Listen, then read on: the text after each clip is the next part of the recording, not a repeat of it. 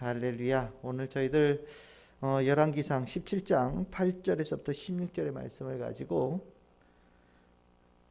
응답받는 기도의 순종의 가치에 대한 부분을 오늘 저희들 함께 은혜를 나누도록 하겠습니다. 우리가 기도 응답, 오늘 요즘에 계속해서 그런 내용들을 갖고 있습니다. 기도 응답. 여러분들 기도 응답 누가 주시는 겁니까? 하나님이 주시는 거예요. 그러면 우리에게 기도 응답은 당연한 겁니까? 당연하지 않은 겁니까? 하나님께서 우리의 기도에 응답하실 이유는 뭐가 있겠습니까? 여러분들은 하나님께서 여러분들의 기도에 왜 응답하실 거라고 생각하십니까? 여러분들은 하나님께서 왜 내 기도에 응답해 주셔야 된다라고 생각하십니까? 그 근거는 무엇입니까? 하나님께서 우리 기도에 응답하시는 이유는 하나님이 선하시기 때문입니다. 하나님은 늘 기도에 응답해 주시기를 원하시는 분이셔요. 왜 그러느냐? 그냥 사람이라고 얘기하면 쏙도 없이 좋은 분이라서 그래요. 늘 언제나 누군가가 하나님으로 인하여서 행복해지고 하나님으로 인해서 기뻐하고 하나님으로 인하여서 길이 활짝 열리는 것을 볼 때마다 하나님께서는 기뻐하시는 분이십니다. 하나님은 그래서 누군가에게 그 일을 이루기를 늘 준비하고 계시는 분이셔요. 하나님은 선하시기 때문이에요. 그래서 우리는 기도할 때 시편에 많이 나오죠. 하나님의 선하심에 의지하여서 기도합니다. 하나님은 선한 분이시지 않습니까? 시편에 보면 이런 얘기 있죠. 하나님의 거룩한 이름을 위하여서 응답해 주시기를 바랍니다. 하나님의 거룩한 이름, 하나님도 그 얘기하시죠. 내 이름 더럽히지 않으려고 내가 한다. 뭐 이런 얘기도 있잖아요. 하나님은 그런 분이시니까 저의 기도에 응답해 주시기를 바랍니다 하고 기도하는 부분들도 있어요. 즉 다른 말로 표현하면 우리는 기도 응답을 할 때 내가 무엇을 하느냐, 내가 무엇을 하지 않느냐에 따라서 기도 응답이 있고 기도 응답이 없는 그런 분기점이 있을 거라고 생각하는 사람들이 있어요. 예를 들어서 어려운 일들이 있고 해결이 잘 안 되면 내가 과거에 뭔가 잘못한 일들, 내가 옛날에 소시적에 지었던 죄들, 그 죄들이 계속해서 뭔가 남아있어서 계속 내 삶에 어려움을 주고 있는 거 아닌가? 뭐 누구 말대로 뭐 조상 대대로 흐르는 뭐 저주가 있어서 그 조상 대대로 흐르는 저주가 나한테까지 지금 영향을 끼쳐서 내가 하나님 앞에 이렇게 열심히 하고 있는데도 응답이 없는 거다. 이건 완전히 내가 진짜 집안 잘못 태어나가지고 가지고 있는 영원한 형벌이다. 뭐 이런 생각하는 사람도 있어요. 누구는 내가 회개가 좀 덜 됐나? 내가 더 회개해야 되나? 그래서 간혹 신앙인들 중에 회개에 몸부림을 치면서 신앙생활을 하는 사람들이 있습니다. 막 그 중세시대 때 그 고행한 캐톨릭의 수도사들처럼 저녁마다 자기 가슴을 찢고 자기 마음의 상처를 주어가면서 내가 과거에 잘못했던 죄를 이렇게 속죄를 빕니다. 제발 하나님 나를 용서해 주세요 라고 기도하는 일도 있어요. 근데 이것은 전부 다 실은 루터가 얘기한 것처럼 자신의 공로에 의해서 구원받음, 자신의 공로에 의해서 기도 응답을 받으려고 하는 시도들이에요. 이거는 하나님의 뜻과 맞지 않습니다. 공로에 의해서 하나님께서 응답하신다고 한다면 하나님은 이런 분이시겠죠. 정말 내가 해주기 진짜 싫은데, 내가 정말 주고 싶은 마음이 없는데 하도 앞에서 아양 떨고 막 어떻게 재롱 떨고 막 어떻게 좀 이쁨 받아보려고 애를 쓰니까 하나님께서 에이 정말 이렇게까지 하는데 뭐 100원이라도 줘야지 그러면서 주는 분이라고 하나님을 표현할 거예요. 근데 하나님은 그런 분이 아니시거든요. 하나님은 이만큼 이미 준비하고 계셔요. 그리고 하나님께서는 이것을 전해주고 싶으셔요. 그리고 그 받은 사람이 하나님의 은혜로 놀라운 은혜로 기쁨을 얻기를 하나님 원하신다는 거. 여러분들이 머릿속에 꼭 기억하시길 바랍니다. 이게 잠깐만 핀트가 안 맞으면 우리가 기도 받고 안 받고를 나의 힘과 노력에 의한 부분으로 왔다 갔다 한다라고 착각하는 사람들이 있어서 하는 소리예요. 하나님의 응답은 하나님은 언제나 주기를 원하셔요. 그런데 그럼 물어볼 거예요. 저는 그러면 왜 내 기도는 못 받죠? 왜 내 기도는 하나님께 응답이 더디죠? 내가 그렇게 원하는 것에 대해서 하나님은 나에게 왜 은혜를 베풀지 않고 계시지요? 나는 왜 그럴까요? 라고 묻는 사람들이 있을 거예요. 그 이유는 하나님께서 우리들에게 베푸시고자 하는 그 은혜의 통로에 아직 치우지 않은 장애물 같은 것이 있기 때문입니다. 하나님은 언제나 물 붓듯이 붓고 싶으신데 우리 안에 하나님의 은혜가 들어오는 그 과정에 무언가가 길을 막고 있는 거예요. 그래서 이 하나님의 은혜가 우리들의 삶에 들어오지를 못하는 겁니다. 그러면 이 하나님의 은혜를 막고 있는 이것이 무엇이냐? 왜 내 삶에 하나님께서 물 붓듯이 부으시는 그 은혜가 내 삶에는 하나도 축적되지 않는 거냐? 바로 여기에 중요하고 늘 나오는 얘기가 나오는 겁니다. 바로 순종했느냐 불순종했느냐의 단어가 나오는 거예요. 여기서 여러분들 기억하셔야 될 것은 순종이라는 것이 행위가 아니에요. 우리는 순종한다라고 얘기를 하면 내가 무언가 공로를 쌓아가는 것을 순종이라고 생각하는 경우들이 있는데 엄밀하게 얘기하면 순종은요, 내 안에 하나님의 주권을 모셔드리는 거예요. 내가 무엇을 행하는 것이 아니라 내 안에 하나님의 뜻을 품고 하나님의 주권 안에 들어가겠다고 결단하는 것이 순종입니다.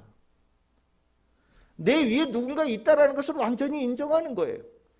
이끌어 가시는 분이 있어요. 그 뒤를 쫓아가는 것이 순종이라는 거죠. 이해가 되십니까? 순종은 내가 착한 일을 하나 더 하고 하나님께서 어디다 이렇게 쭉 해야 될 일을 목록을 적어놨는데 10개 중에 내가 2개를 하고 이런 걸 순종이라고 생각하는데 그건 순종이 아니에요. 엄밀하게 순종은 뭐냐? 내 위에 나를 이끌어가는 분이 있어요. 나는 그분에 따라서 가는 존재가 되겠다고 내 자리매김을 하는 것이 순종이에요. 이 순종하는 것이 얼마나 가치가 있냐? 이 순종하는 자에게 하나님께서 예배하신 축복이 얼마나 귀하게 임하느냐? 오늘 읽었던 본문이 대표적인 본문이라고 저는 생각해요. 엘리야가 실은 북이스라엘 아합 왕한테 우리 지금 역대기하고 있었잖아요. 그 아합 왕 때 얘기잖아요. 아합 왕이 하나님한테 하여튼 미운 짓은 골라서 하는 거예요. 북이스라엘의 많은 북이스라엘 백성들이 하나님 점점 잊어버리고 있어요. 그래서 하나님께서 그 땅에 내리신 징계가 뭡니까? 가뭄입니다. 그랬더니 정말 눈이 빨개져가지고 엘리야 죽이려고 난리가 난 거예요. 하나님께서 이 엘리야를 피난시키셨어요. 어디로 피난시키셨느냐? 오늘 읽은 본문에 어디라고 나옵니까? 시돈 지방에 있는 사르밧이라고 하는 곳으로 보내셨다고 얘기해요. 지금으로 말하면 레바논 지역입니다. 이스라엘 땅이 아니에요. 외국으로 보내신 거예요. 외국으로. 근데 그 외국으로 보냈는데 거기도 역시나 가뭄이 있었던 것 같아요. 거기 갔는데 어떤 과부, 하나님께서 가서 내가 이미 준비되어진 사람이 있다라고 보내신 것 같아요. 가서 봤더니 누구냐? 과부를 만났어요. 아니, 좀 부자 좀 만나면 어때요? 좀. 근데 여기는 과부예요. 아들 하나 있는 과부예요.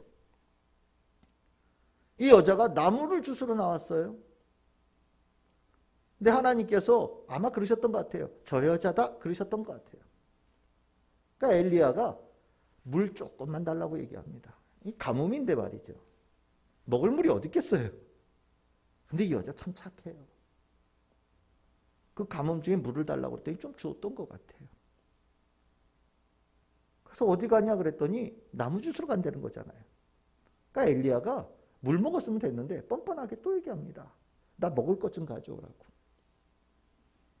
실은 이것뿐입니까? 나중에 이 집도 나 잠잘 곳이 필요한데 당신 집에 가 자겠다고 얘기하는 거예요. 한 끼 먹고 가는 게 아니에요. 쭉 머물러 있겠다고 얘기하는 거예요. 이 여자 아무것도 없어요. 이방인이에요. 하나님 원래 모르는 여자예요. 가진 것도 없어요. 오늘 나무 2개 주워다가 불 때 가지고 남은 거 곡식에서 자기하고 아들하고 나눠 먹고 그리고 자살해야 되겠다라고 생각을 한 거예요. 그럼 나왔다라고 얘기하잖아요. 근데 이 엘리야가 뭐라 그래요? 네 말대로 하는 거 다 좋은데 먼저 나한테 먹을 거, 그 먹을 거 나 먼저 줘. 이렇게 얘기하는 거예요. 아니 지금 먹을 거 딱 2사람 먹을 거 남았어요. 우리 마지막 먹고 죽으려고 그래요. 그랬더니 알았어. 그거 네 마음대로 해. 그런데 나한테 먼저 그 먹을 걸 가져와. 라고 얘기를 합니다. 근데 이 여자요. 참 하나님도 원래 모르는 여자예요. 이방 여인이니까요.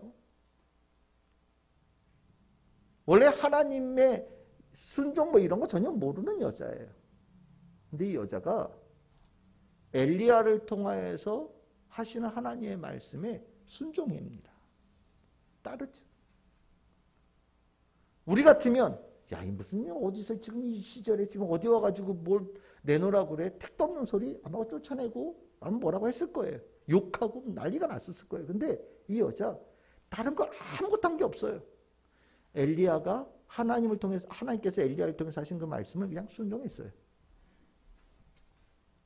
받아들인 거예요. 하나님께서 그렇게 하라고 명령하셨다고 얘기를 하니까 이 여자가 그냥 따른 거예요. 그랬더니 어떻게 됐느냐? 가뭄이 그칠 때까지 그 집에 먹을 것이 끊이지 않고 기름이 떨어지지 않았다라고 얘기하지 않습니까? 여러분들 이게 눈에 보이십니까? 이 여자 할게 뭐가 있어요? 실은 행동으로는 먼저 취한 게 아무것도 없어요. 딱 하나죠. 순종이에요. 순종한 여자, 그 순종에 이방이지만 순종이라고 하는 그 단어 하나에 이 여자는 하나님의 자녀가 되어진 거고요. 하나님께서 그녀에게 물 붓듯이 부으시는 축복을 받아 누리는 자가 된 거예요. 반대로 얘기하면 북이스라엘에 있는 수많은 하나님의 백성이라고 얘기하는 사람들이 있어요. 그런데 거의 대부분의 사람들이 가뭄에 고통당하고 있어요. 이 사람들이 성전에 가서 예배를 안 드리는 사람입니까? 예배 드리는 사람이에요. 집에 성경책이 없어서 성경을 안 읽는 사람이니까 성경 읽는 사람이에요. 하나님의 자녀니까 안식일도 아마 지킨다고 얘기했을지도 모르겠어요. 근데 이들에게는 다른 거 다 있었어도 뭐가 없었던 겁니까? 순종이 없었어요. 북이스라엘 사람들에게는 순종이 없었어요. 그러니까 하나님께서 그들에게 주시고자 하는 축복이 중간에 딱 가로막혀서 그들의 삶에 흘러들어오지 못하는 거예요. 우리는 여기서 분명하게 깨달아야 됩니다. 순종이 뭐 어떤 능력이 있느냐? 순종은요, 하나님의 축복을 끌어올 수 있는 힘은 없어요. 순종이 공로가 아니기 때문에 내가 순종했으니까 당신 당연히 내놓으십시오라고 권리를 내세울 만한 것들은 되지 않아요. 하지만 순종은요, 중요한 능력인데 그게 뭐냐면 하나님께서 우리에게 부으시는 축복을 가로막고 있는 장애물을 제거하는 능력을 가지고 있어요.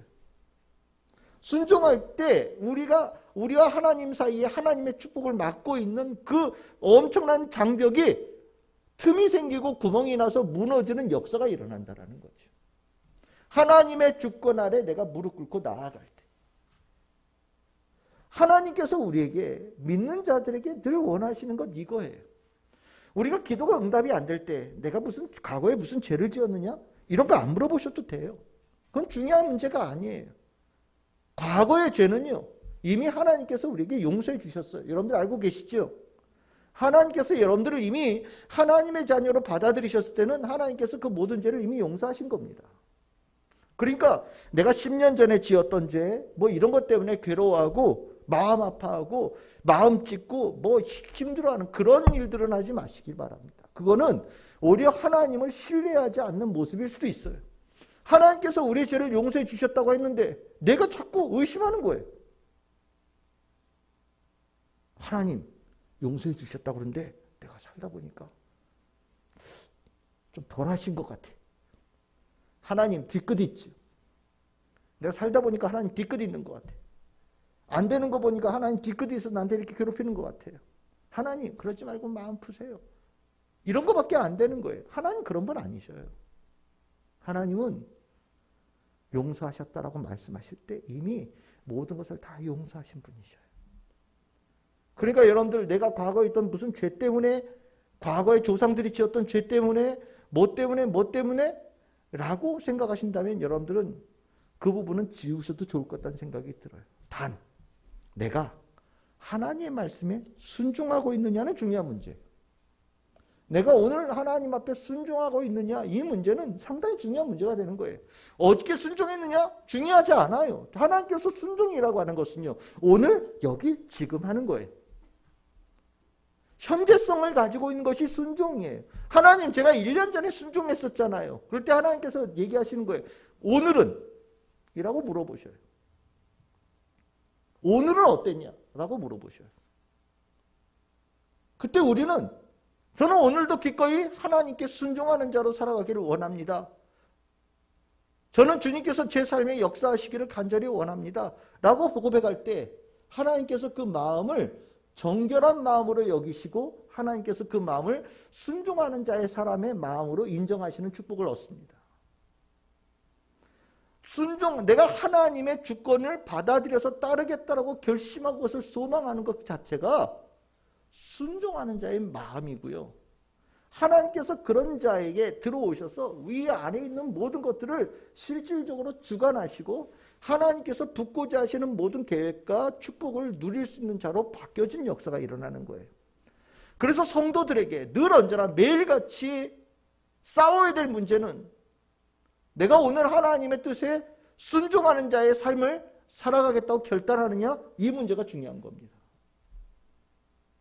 오늘도 여러분들 그렇게 사셨을 줄 믿습니다. 내일도 분명하게 저는 하나님의 뜻에 순종하는 성도로 살아가겠습니다. 살아가기를 원합니다. 저를 긍휼히 여겨 주시옵소서라고 고백할 수 있는 성도들 되어지기를 소망합니다. 그 모습에 하나님의 응답이 있는 거예요. 우리가 순종하지 않는 자의 그 모습은 아무리 지위가 높고 아무리 대단한 권력이 있어도 순종하지 않으면 아무 소용이 없어요. 하지만 아주 별 볼 일 없고 아주 지위가 낮고 정말 어디 죽어도 누구도 기억하지 못할 사람일지라도 오늘 이 자리에서 하나님의 뜻에 순종하고 하나님의 백성으로 살아가겠다고 결단할 때 하나님께서는 그들의 삶을 기억하시고 구원하신 역사를 주시는 겁니다. 대표적으로 그 얘기가, 성경의 이 얘기는 굉장히 상징적인 얘기라서 늘 하는 얘기죠. 출애굽할 때 바로와 이스라엘 백성의 관계는 바로 그런 모습이에요. 하나님께서 내가 하나님이라는 것을 드러내실 때, 예를 들어서 바로의 하나님이라고 하나님께서 이 세상에 드러내셨다고 합시다. 야, 내가 보니까 이 세상에 바로가 제일 힘이 세. 이 세상에 바로가 제일 부자야. 이 세상에 바로가 모든 사람들 위에 있는 존재야. 그러니 내가 그 제일 힘센 자의 하나님 되면 내가 어떤 존재인지를 다 알겠지? 라고 생각한다면, 그리고서 하나님께서 바로의 하나님으로 서기로 결정하셨다면, 하나님은 실은 그가 가지고 있는 이름에, 명성에 먹칠하시는 겁니다. 하나님은 바로의 하나님이 되어지는 순간 의로운 하나님은 아닌 거예요. 힘 있는 자의 하나님, 높은 사람의 하나님, 부자의 하나님이죠. 하나님께서 그러기를 원하셨다면 기꺼이 바로의 하나님이 되셨을 거예요. 근데 하나님은요, 바로의 하나님 되기를 거부하셨죠. 누구의 하나님이 되셨습니까? 히브리 사람의 하나님이 되기로 결정하셨어요. 애굽에서 가장 낮은 사람들이에요. 가축 취급받는 사람들입니다. 종 취급받는 사람들이에요. 죽어도 누구도 눈 깜짝하지 않는 사람이에요. 심지어 남자아이들은 다 죽일 정도로. 그 사람은 아예 사람 취급도 하지 않는 종족이 히브리 사람들이었어요. 근데 하나님은요, 기꺼이 히브리 사람들의 하나님이 되어지기를 선택하셨습니다. 왜냐고요? 그들은요, 비천한 자들이고 낮은 자들인 것도 있지만 그들은 정말 아무것도 가진 게 없고 늘 언제나 삶이 빈궁해요. 기댈 데가 없어요. 정말 이것으로부터 벗어나고 싶어도 벗어날 방법이 없어요. 그때 모세를 통하여서 하나님께서 내가 너희들의 하나님이 되어주겠다고 할 때 이들은요, 아무것도 가진 게 없어서 그런지 몰라도 저는 너무너무 좋습니다 라고 내가 하나님을 믿는 백성이 되겠습니다 라고 결단한 거예요. 하나님의 뜻에 순종하겠다고 결단한 그것에 하나님께서는 기꺼이 히브리 사람의 하나님이 되어주신 거라고 저는 생각합니다. 순종이요. 그렇게 중요한 거예요. 하나님은요. 순종하는 자의 하나님이 되어 그렇게 불려지기를 기뻐하시는 분이셔요. 그리고 그 순종하는 자를 가장 귀하고 순전한 모습이라고 하나님께서 인정하시고 순종하는 자를 통해서 자기가 드러나는 것, 하나님이 드러나는 것을 기꺼이 기뻐하시는 분이시라는 것. 여러분들 꼭 기억하셔야 됩니다. 하나님은 어떤 분의 하나님이시라고요? 순종하는 자의 하나님이시라고. 그렇게 보이기를 원하신다라는 거예요. 그게 하나님의 명성과 맞아요. 하나님의 품성과 맞아요. 순종하는 자에게 하나님께서 나타나시고 순종하는 자에게 하나님께 나타나셔서 나타나는 그 영광이 다른 사람들에게 인정되어지는 그것을 하나님께서는 마땅하다고 생각하신다라는 겁니다. 순종하는 자에게는요, 하나님께서 나타내는 모든 것들이 그대로 드러나기 때문이죠. 우리는 순종보다 다른 것으로 하나님의 마음에 들려고 하는 경우들이 꽤나 있어요. 내가 헌신하고 노력하고 봉사하고 어떤 시간을 얼마나 좀 더 드리고 물질을 얼만큼 더 드리는 것을 통하여서 하나님과 관계를 맺으려고 하는 시도들이 있어요. 내 마음 안 드리면서 다른 것을 통하여서 하나님과 관계를 맺을 수 있다고 착각하는 경우들도 있어요. 하지만요, 마음을 안 드리면 하나님과의 관계가 맺어질 수가 없어요. 내 마음을 드리지 않으면 하나님께서 나에게 붓고자 하시는 축복이 흘러 들어올 길이 없어요. 다른 말로 표현하면 아무것도 내가 하나님께 드릴 것이 없어도 내 마음을 하나님께 드리면 하나님께서 그것을 가장 귀한 것이라고 받아주시고 하나님께서 약속하신 모든 것들을 부으시는 역사가 일어난다는 겁니다.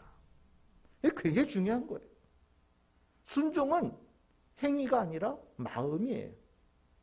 내 마음이에요. 내 마음을 드리는 거예요. 여러분들 우리가 사랑하는 사람들이 얘기할 때 서로 사랑할 때 무엇을 줍니까? 통장 보여주면서 내가 돈이 이만큼 있는데 이렇게 얘기합니까? 내가 차를 저런 걸 타고 다니는데 이렇게 얘기합니까? 그렇지 않지요. 사랑하는 사람들이 얘기할 때는 내 마음을 얘기합니다. 결국 그 두 사람 사이에 거리가 멀어지는 것도 마음이 멀어졌기 때문이죠. 마음을 준 줄 알았더니 마음을 안 준 거예요. 어제는 마음을 줬는데 오늘은 마음이 딴 데가 있어요. 그렇게 되어지면 통장에 돈이 이만큼 많고 차를 뭐 2대, 3대, 집을 몇 채를 주어도 별 의미가 없어요. 하나님과 우리와의 관계가 똑같은 겁니다. 순종은요, 사랑이에요. 하나님 사랑하는 거예요. 그 순종하는 자, 사랑하는 마음이 되어지고 내 안에 하나님에 대한 사랑이 있으면요, 내 안에 양심이 거리길 것이 없어집니다. 하나님을 향해서 내가 마음속에 뭔가 찜찜하거나 하나님을 만날 때 내 안에서 불편하거나 하나님의 말씀을 들을 때 이 안에서 갈등이 일어나는 것들이 없어져요. 내가 순종하고 있느냐 순종하지 않고 있느냐에 관한 가장 객관적인 지표주기 하나가 뭐냐면 순종하는 자는요, 하나님 앞에 나갈 때 내 양심에 거리끼는 것이 없어요. 기뻐요. 하나님을 만나는 것이 기뻐요. 하나님께서 더 많이 만나고 싶고 더 자주 만나고 싶고 더 깊이 만나고 싶은 욕망이 있어요. 근데 순종하지 않으면 하나님께서 전화해서 야, 오늘 몇 시에 만날래? 그럼 뭐라고 그러실 것 같아요? 제가 수첩을 좀 봐야 될 것 같아요. 약속이 가만히 있어보자. 그러다가 아이고, 제가 오늘 약속이 있네. 오늘은 안 될 것 같아. 그러면 내일은 어떠냐? 아니면 지금이라 좀 잠깐 얘기하지. 아이고, 근데 제가 좀 바빠서 얘기하고 싶지 않다라는 거죠. 하나님과 순종하지 않는 자는요, 하나님과의 만남에 이런저런 것들에 대해서 분주한 것들을 중간에 끼워요. 근데 순종하는 사람들은요, 하나님을 사랑하는 마음을 가진 자들은 하나님 앞에 나아갈 때 거리낄 것이 하나도 없어요. 그러면 어떻게 되겠어요? 하나님께 주시는 축복이 이 안에 그대로 임하는 거예요. 우리 말씀 하나 읽읍시다. 요한 1서 말씀입니다. 요한 1서 3장 말씀 21절에서 22절.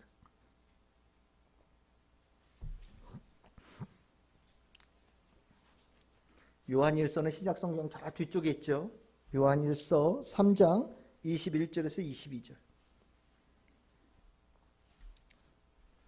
다 찾으셨습니까? 요한일서 3장 21절에서 22절. 찾으셨습니까? 다 찾으셨습니까? 우리 한 목소리로, 길지 않으니까 읽도록 하겠습니다. 시작. 사랑하는 자들아, 만일 우리 마음이 우리를 책망할 것이 없으면 하나님 앞에서 담대함을 얻고 무엇이든지 구하는 바를 그에게서 받나니 이는 우리가 그의 계명을 지키고 그 앞에서 기뻐하시는 것을 행함이라. 아멘. 분명히 얘기하죠. 무엇인지 구하는 바를 그에게서 받는 일이 일어나는데 언제 그러냐? 우리의 마음이 우리를 책망할 것이 없으면, 내가 하나님을 만날 때 내 안에서 불편한 것이 없어지면, 내가 정말 온전히 하나님께 마음을 드리는 자가 되어 순종하는 자가 되어지면 하나님 말 때 기쁘고요. 내 안에서 하나님을 생각할 때마다 기쁨이 올라오고, 내가 하나님 앞에 정말 용감하게, 누가 볼 때는 야 저렇게까지 하나님 만나겠다고 달려가는 거 너무 용기가 충만한 거 아니야? 저러다가 괜히 요만한 거라도 뭐 흠집이라도 보여가지고 박살나게 깨지면 어떡하려고 쟤는 무방비 상태로 저렇게 하나님 앞에 달려간 때냐? 이렇게 얘기가 들 정도로. 다른 무언가는 뭐 있을지 모르겠지만 적어도 내가 하나님 앞에 날 때 내 마음, 하나님을 사랑하는 마음, 하나님께 순종하는 마음, 이 마음만큼은 확실한 사람. 이 사람은 자질구레한 것들, 뭐 문제들이 있을지라도 하나님 앞에 달려갈 때 용감하게 달려간다라는 거예요. 기쁨으로요. 그러면 구하는 바를 하나님께서 받는다. 이렇게 얘기를 하고 있어요. 그 앞에 쟤는 뭐라고 해요? 사랑하는 자들아. 이게 무슨 소리입니까? 별표 3개다 얘들아, 이 얘기입니다. 이거 중요한 얘기다. 이거 아무한테나 가르쳐주는 얘기 아닌데 내가 사랑하는 제자들에게만 가르쳐주는 비밀이다. 별표 3개다. 그러면서 얘기를 하는 거예요. 오늘 저는 우리 참 즐거운 교회 오늘 기도하면서 정말 뭐 겉으로는 알 수 없어요. 우리가 하나님께 얼만큼 순종하고 있는지에 대한 부분은 누구도 판단할 수 없는 부분입니다. 하지만 나는 알아요. 나는 내가 하나님을 사랑하고 있는지, 내가 하나님께 순종하고 있는지 나는 알아요. 내 심령이 벌써 반응이 와요.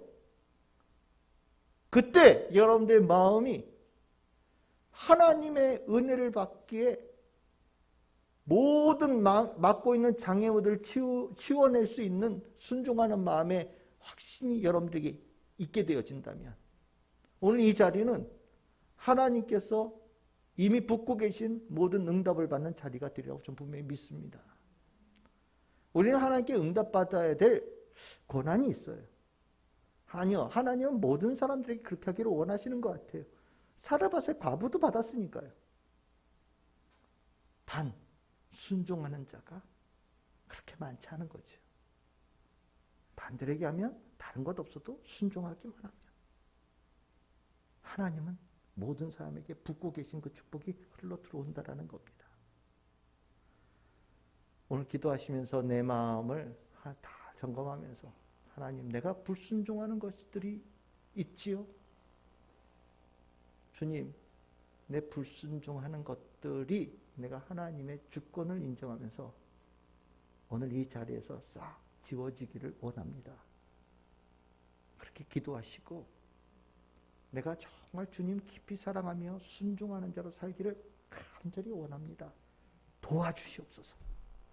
기도하시기를 바라고 날마다의 삶에 주의 뜻을 순종하며 살아가겠다고 결단하며 하루를 시작하는 복되고 아름다운 우리 모든 참 즐거운 성도들 다 될 수 있기를 주님의 이름으로 축원합니다.